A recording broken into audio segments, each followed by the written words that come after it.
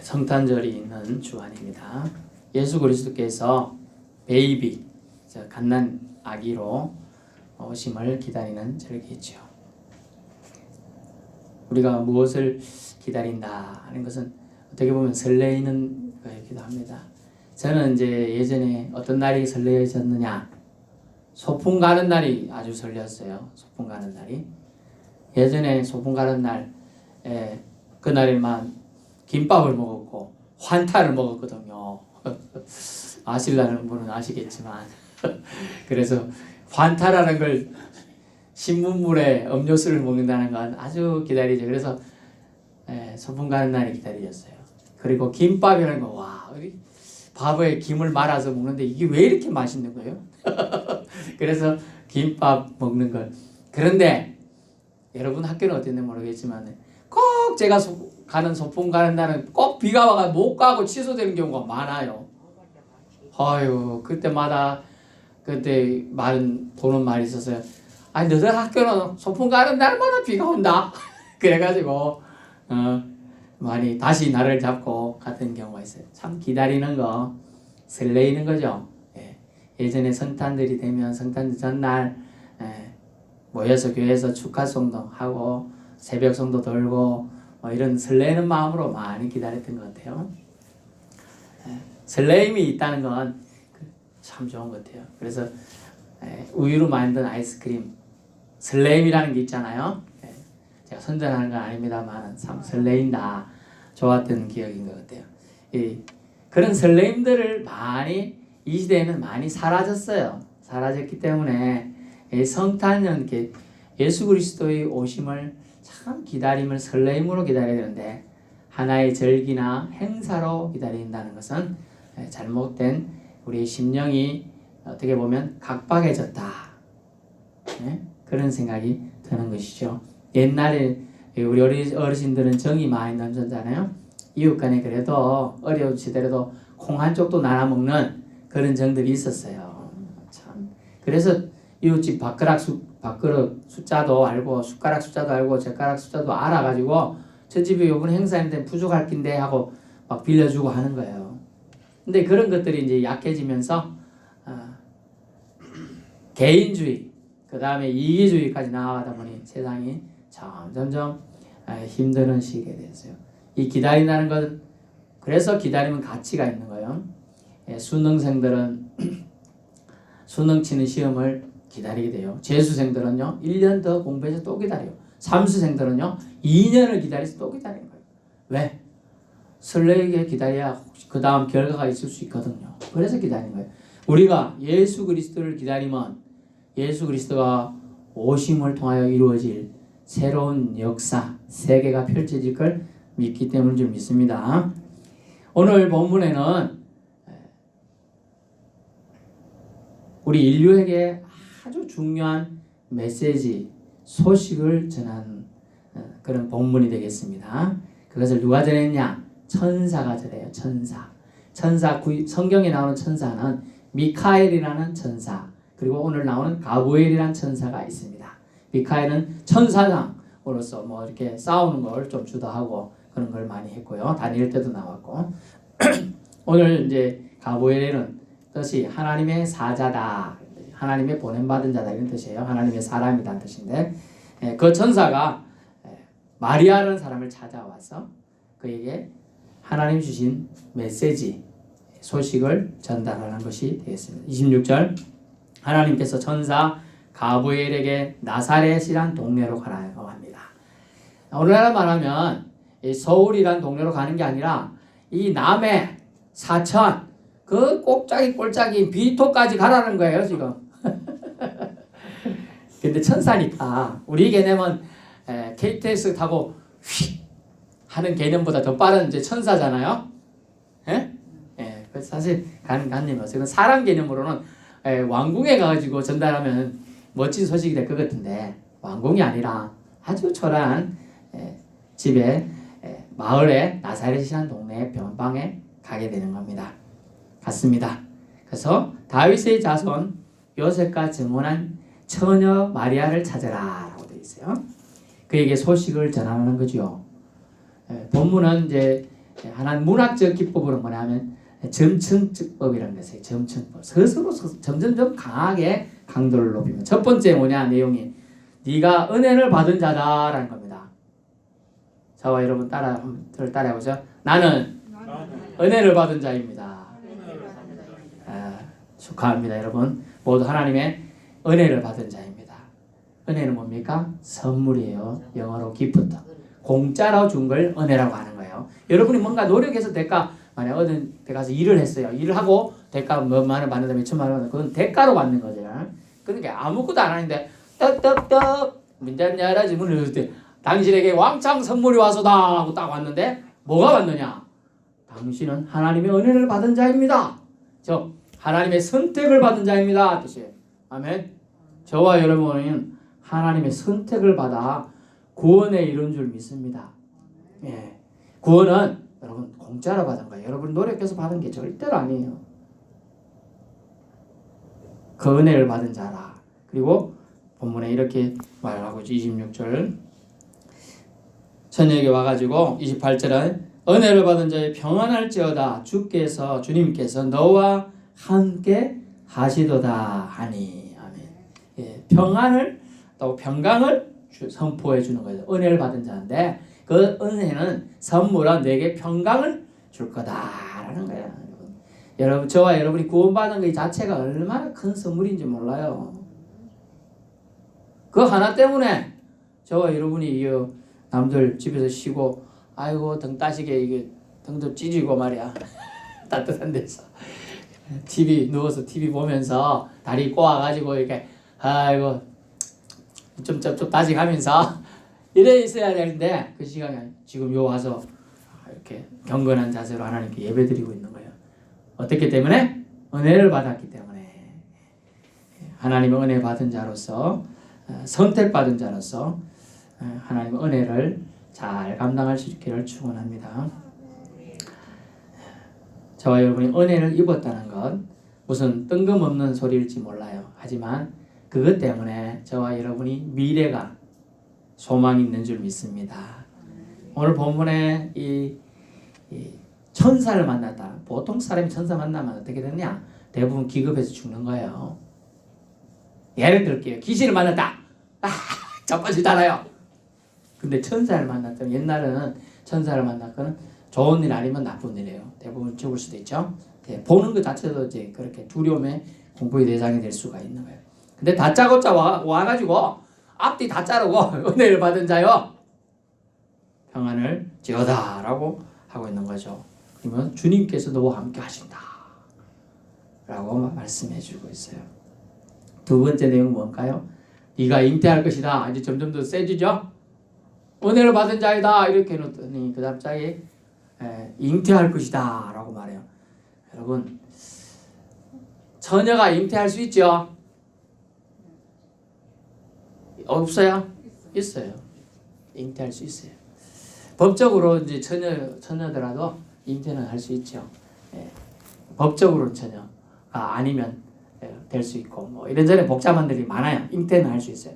근데 동정녀가 잉태할 수 있겠느냐? 동정녀가 뭐냐면 본문에 보세요. 그 잉태에 대한 얘기예요. 오늘 본문의 내용이 수태고지 얘기하는 건데 천사가 와가지고 네가 잉태할 것이다. 이름을 예수라 하라.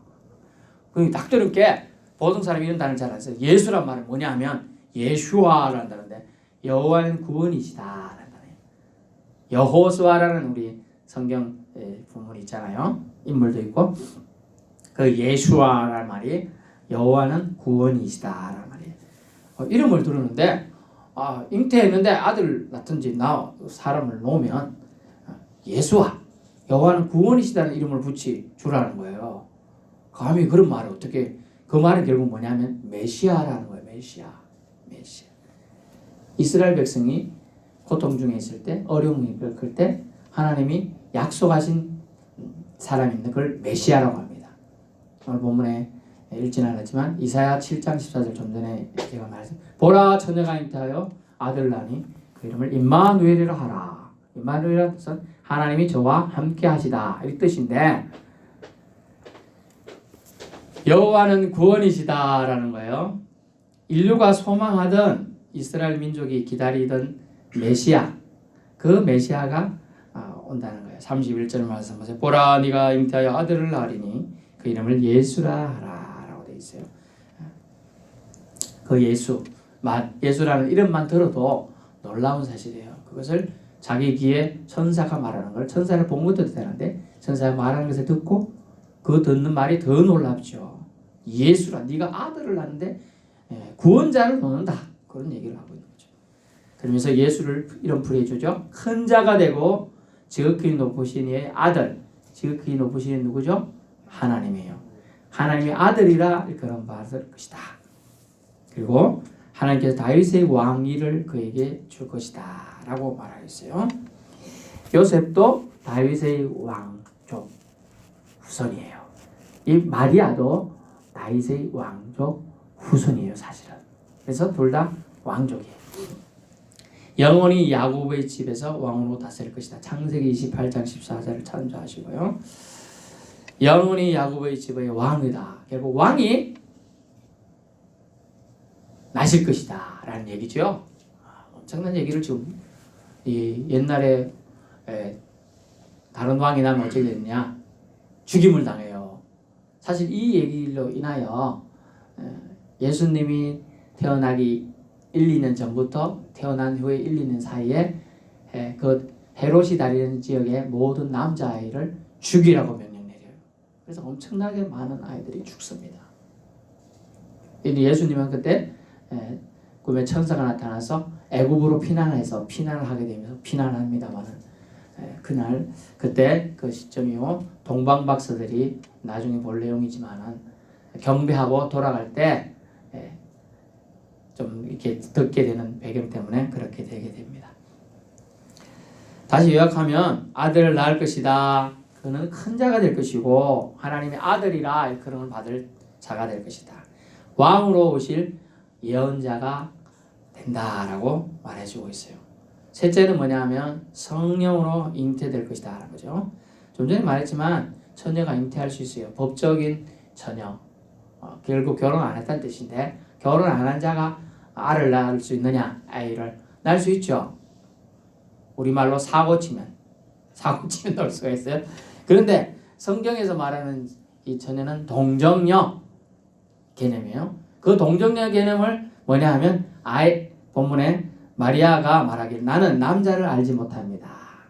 그때 유대법의 정혼 개념이 뭐냐면 약혼하면 1년 동안 약혼을 해 있는데 그 사이에 약혼했는데 다른 사람과도 관계도 물론 안 되고 약혼한 남자하고도 관계를 할 수 없는 게 유대법이라고 합니다.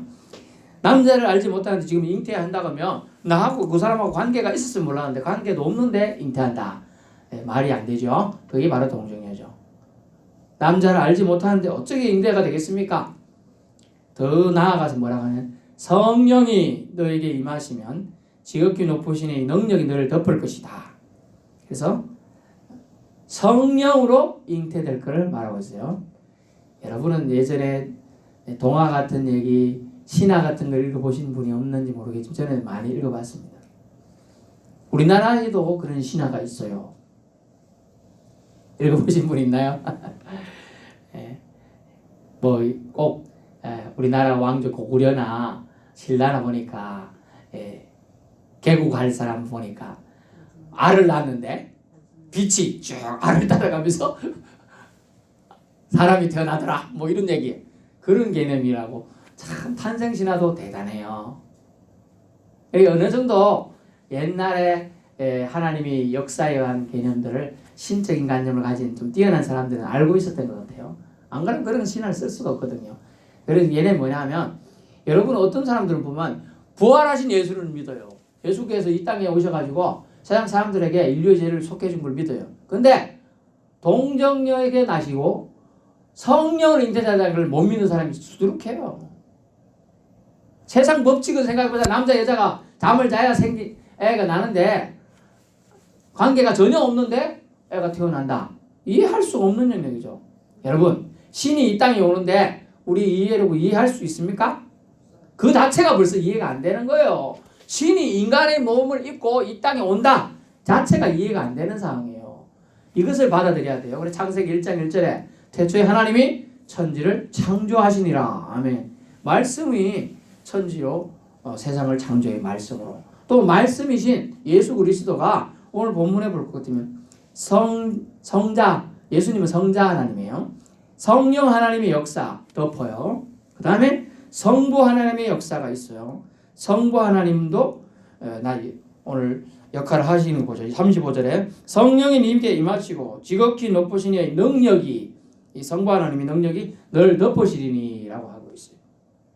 결국은 인류를 위한 재구속을 위한 예수님이 아기 예수로 오시는데, 이것은 성부 하나님, 성자 하나님, 성령 하나님이 삼위일체 하나님이 일하고 있음을 알 수가 있습니다.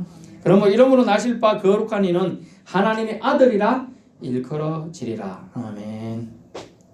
여기에 기독교 역사의 시작이 있는 것입니다. 기적으로 시작되는 거예요. 인간 생태학적 법칙이 아니라 신적인 능력으로 성탄을, 성스러운 탄생을 예고한 것입니다. 이해는 불가능해요. 이해 불가해요.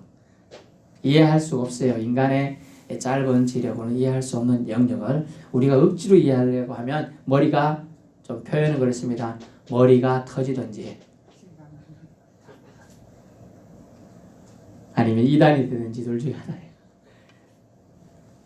머리가 이해 안 된다는 거죠. 머리가 폭발하는 거예요. 그걸 머리가 어느 정도 용량이 있는 사람이 뱁새가 항새의 다리를 쫓아가려면 다리 찢어진다 하듯이 용량이 요 정도인 두뇌가 인류 세상 모든 만물을 만드신 창조주의 그걸 다 이해할 수가 없죠. 어느 날 코끼리가 있었어요. 개미가 있었어요. 개미가 코끼리를 기절시켰어요. 뭐라고 할게요? 막 코끼리한테 기가서 귀 속에다가 이렇게 말했대요. 내가 네 애를 임신하겠다. 그랬더니 코끼리가 기절해 죽었대요. 말이 안 되는 얘기를 지금 코끼리가 듣고 기절해 죽은 거예요. 하나님의 역사를 우리가 이해할 수 없는데, 우리가 그걸 이해하려면 우리가 죽어버려요. 37절 말씀을 우리는 믿음으로 받아야 될 줄 믿습니다. 7절 말씀, 대저 하나님의 모든 말씀은 능하지 못하심이 없느니라. 아멘. 이것을 위하여 오늘 본문 읽지 않았지만 배경 설명을 드리면, 예수님보다 6개월 일찍 온 사람이 있었습니다. 그것을 세례 요한이에요. 세례 요한은 사실 친척이에요. 제사장 가문인 사가랴와 엘리사벳 집안에서 태어난 사람입니다. 근데 엘리사벳과 사가랴는 나이가 많아요. 오늘 말하면 60 후반대라고 생각하실 수 있겠어요? 그래서 애를 놓을 수 없는 나이예요. 육적으로는, 그죠? 근데 하나님이 그것도 잉태하게 해주셨어요.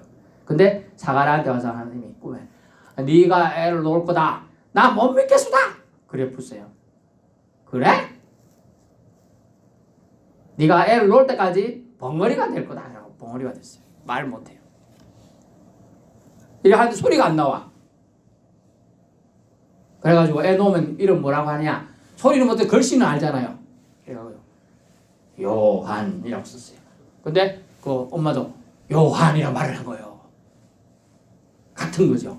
그러니까 하나님이 꿈으로 휙 날아가는 그게 개꿈이 아니고, 비전은 동일하게 다른 사람도 꿀 수 있고요. 그것이 실천이 되는 거예요. 자, 어쨌든 사가랴하고 엘리사벳은 친척인데 마리아하고 애를 낳았어요. 놓을 나이가 아닌데 낳았어요. 낳을 수 있도록 또 잉태가 됐어요 지금. 근데 마리아는 더 나아가죠. 관계도 안 했는데 잉태가 된다 그러고, 또 성령으로 또 잉태가 된다 하니 얼마나 마리아가 놀랐는지 요 다음 내용에, 마리아가 산골을 막 해집고 가서 엘리사벳한테 날아가, 당신 진짜 임신했어? 이렇게 물어보고, 할머니 뿐인데 할머니 임신했어요? 이렇게 물어보고, 나도 성경 천사가 나한테 임신했다 한답니다. 이래가지고 확인하러 가는 거예요. 세상 논리로는 이해할 수 없는 것이 하나님의 역사입니다. 저 같으면 말 안 듣고 예수 안 믿는 사람 그냥 다 죽여버리면 돼요. 속 편해요. 근데 성경 말씀 이런 말씀이죠. 전하지 않는데 어찌 들으리요? 듣지 못했는데 어찌 믿으리요? 믿지 못한 자를 어찌 부르리요? 그래서 전하라는 거예요. 그래서 좀 꼴보기 싫은 사람이 막 욕해도 가가지고 그래도 예수님 믿지요? 한번 믿어보세요. 그래도 한번 교회에 오서 이렇게 하라고 하는 거예요. 성자 하나님이 태어날 것을 예고하는 장면이에요. 세상 사람들은 말도 안 되는 이야기라고 얘기합니다. 여러분은 믿어집니까? 세상 논리와 이해력은 도무지 이해 안 됩니다. 이 사실에 바탕한 기독교는 어찌 보면 바보들의 세계예요. 바보들의 세계. 저런 멍청이들 봐라. 남자 여자 결혼 안 해서 애를 낳는다 하더라. 또 더 웃기는 거는 그것도 성령에 의해 잉태됐다 하더라. 내가 그런 말을 처음 들어본다. 내가 귀가 뚫리고 나서나 들어본 말 중에 그런 말이 없었다. 어찌 세상의 베이비 아기가 갓난아기가 성령에 의해 임신이 가능하다고 할까요? 답은 간단합니다. 인간은 no, 인간은 안 되죠. 하나님은 yes, 하나님은 하실 수 있습니다. 아멘. 하나님이 세상을 만드셨어요. God made the world. 하나님 세상을 만드셨어요. God made me. 하나님 나를 만드셨어요. 그걸 믿으시기 바랍니다. 하나님이 저와 여러분을 만드신 거예요. 하나님께서는 저와 여러분을 만드셨어요. 그걸 기억하셔야 돼요. 만드신 하나님께서는 우리를 위해 아기 예수님을 잉태시키셨습니다. 성령으로 말입니다. 믿으실 수 있기를 축원합니다. 결론의 말씀인데요. 예수님 오시기 약 700여 년 전에 이사야가 예언했듯이 보라 처녀가 잉태하여 아들을 낳으리니 그 말씀이 오늘 천사가 와서 말합니다. 그럼을 통하여 10개월 뒤에 예수님이 탄생하게 되는 겁니다. 오늘 구체적으로 천사가 이 땅에 예수님이 오실 것을 알려주었는데요. 참 신비 중에 신비예요. 기독교의 두 가지 신비. 예수님이 성령으로 잉태되어 이 땅에 오신다는 거. 두 번째, 예수님이 죽었는데 다시 살아나셨다는 거. 아멘. 이 두 개 양면산맥을 기독교에서 말하는 아무도 이렇게 할 수가 없는. 어느 종교의 신이 성령으로 잉태됐다고 말하고 있어요. 그리고 어느 종교의 신이 부활했습니까? 말이 안 되죠. 사실 기독교는 종교가 아닙니다. 사람들의 이해의 개념을 위해서 그렇게 분류해 놓은 것뿐이에요. 오늘 처녀 마리아에 와가지고 네가 잉태할 거다. 그게 좋은 소식이에요? 개인적으로 보면 돌 맞아 죽을 일이에요. 너 바람 피냐? 이거예요 사실. 그런데 그가 오늘 본문 말씀 38절 주의 여종이 오니 말씀대로 내게 이루어지이다 하매 천사가 떠나니라. 아멘. 결국 그는 순종으로 받기를 합니다. 순종으로 받으면 역사가 일어나기 시작하는 거예요. 이해가 안 되는데 이해하려고 들면 머리가 아프고 고민되고 사람들이 나를 어떻게 볼 것인가? 내가 배가 불러오면 사람들이 날 돌로 치지 않을까? 그렇게 생각할 건데 이 모든 걸 감내하겠다고 순종하는 거예요. 은혜를 받은 자라 그 평강과 평안을 누리려면 은혜로 받으면 돼요. 근데 그걸 짐으로 받으면 감당하기가 힘들죠. 가슴 철렁 내려앉는 청천벽력 같은 이야기인데 그것이 어떻게 처녀 이 동정녀인 마리아에게 복음, 기쁜 소식, 유앙겔리온이 되겠습니까? 가스펠이 되겠습니까? 그가 믿음으로 받았기 때문이에요. 처녀 마리아는 하나님 뜻을 따르기로 순종합니다. 하나님의 역사는 여러분 잘 들으세요. 하나님의 계획과 그 뜻에 순종하는 사람을 통해서 이루어진다는 거예요. 다시 말씀드리면 하나님의 역사는 하나님의 계획하심과 그 뜻에 순종하는 사람들의 순종을 통해서 이루어진다. 여러분은 오늘 천사가 수태고지 성령 잉태 소식을 알려준 것을 믿을 수 있습니까? 믿음으로 여러분 받아낼 수 있겠습니까? 믿음은 요한복음 14장에 믿으면 능력을 보게 돼요. 여러분, 믿으면 여러분 능력을 보게 되는 거예요. 이 순종으로 조금 잘못 나간 부분이 있지만 캐톨릭은 성모 마리아를 칭송하고 영광을 돌려드립니다. 옳진 않아요. 인간은 그래서 그는 우상숭배까지 갈 개념이 있어서 모세가 죽었는데 모세 무덤은 아예 없어요. 어디 있는지도 성경 기록해 주지 않았어요. 다 그런 이유들이 있는 거예요. 영광과 존귀는 사람이 취할 것이 아닙니다. 오직 이 모든 일을 계획하시고 이루시기를 원했던 하나님께 올려드려야 합니다. 그래서 이를 위해 순종해 오신 하나님 아들 예수님께 올려드릴 수 있기를 바라는 것입니다. 하나님께 영광, 인간은 그저 감사할 따름이지요. 감사는 최고의 예배이며 경외의 표시입니다. 할렐루야, 할렐루야. 저와 여러분의 입술에서 이 할렐루야가 넘쳐야 될 줄로 믿습니다. 인류의 죄를 속하기 위하여 오신 그 하나님, 성자 하나님 예수님의 사랑, 성부 하나님의 구원 계획을 우리 모두 찬양하는 이 성탄 주간 되실 수 있기를 예수님의 이름으로 축원합니다.